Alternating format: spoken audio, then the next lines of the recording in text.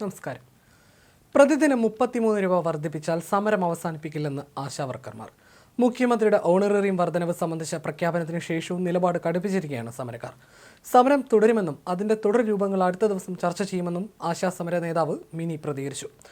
Honorarium വർദ്ധിപ്പിക്കേണ്ടത് സംസ്ഥാന സർക്കാരല്ല, കേന്ദ്ര സർക്കാരാണ് എന്നതായിരുന്നു സർക്കാരിന്റെ നിലപാട്. എന്നാൽ സംസ്ഥാന സർക്കാരാണ് ഓണറേറിയം വർദ്ധിപ്പിക്കേണ്ടതെന്ന് മുഖ്യമന്ത്രി ഇന്ന് അർദ്ധശങ്കയില്ലാത്ത വിധം വ്യക്തമാക്കി. ഇതിനോടകം തർക്കങ്ങളിൽ ഏർപ്പെട്ടിരുന്ന ആളുകൾക്കുള്ള മറുപടി കൂടിയാണിതെന്ന് ആശാ സമര നേതാവ് മിനി പ്രതികരിച്ചു. 233 രൂപ എന്ന് ഇപ്പോൾ കിട്ടിക്കൊണ്ടിരിക്കുന്ന വേതനം കുടിശ്ശികയായി എന്നതും സർക്കാർ സമ്മതിച്ചു.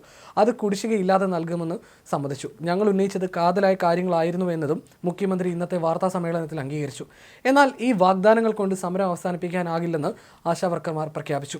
നിലവിലെ സർക്കാർ അധികാരത്തിൽ വരുന്നതിന് മുൻപ് ആശാവർക്കർമാർക്ക് പ്രതിദിനം 700 രൂപ വേതനം വാഗ്ദാനം ചെയ്തിരുന്നു. ഈ വാഗ്ദാനം നിറവേറ്റുന്നതുവരെ സമരം തുടരുമെന്ന് അവർ അറിയിച്ചു. കൂടാതെ വിരമിക്കൽ ആനുകൂല്യങ്ങളെക്കുറിച്ച് മുഖ്യമന്ത്രി യാതൊരു പരാമർശവും നടത്തിയിട്ടില്ലെന്നും ആശാപ്രവർത്തകർ ചൂണ്ടിക്കാട്ടി. മറ്റ് സംസ്ഥാനങ്ങളിൽ വിരമിക്കുന്ന ആശാവർക്കർമാർക്ക് ആനുകൂല്യങ്ങൾ ലഭിക്കുമ്പോൾ കേരളത്തിലെ സർക്കാർ ജീവനക്കാർക്ക് ഇത് നിഷേധിക്കപ്പെടുന്നത് വേദനാജനകമാണെന്നും അവർ കൂട്ടിച്ചേർത്തു. ആശാവർക്കർമാരുടെ പ്രതിമാസ ഓണറേറിയം 1000 രൂപ വർദ്ധിപ്പിക്കുമെന്നാണ് മുഖ്യമന്ത്രി ഇന്ന് പ്രഖ്യാപിച്ചത്. 26,125 പേർക്കാണ് ഇതിന്റെ പ്രയോജനം ലഭിക്കുക. ഈ ഇനത്തിൽ പ്രതിവർഷം 250 കോടി രൂപയാണ് ചെലവാകുക. ഇവർക്ക് ഇതുവരെയുള്ള കുടിശ്ശിക നൽകുമെന്നും മുഖ്യമന്ത്രി പറഞ്ഞു.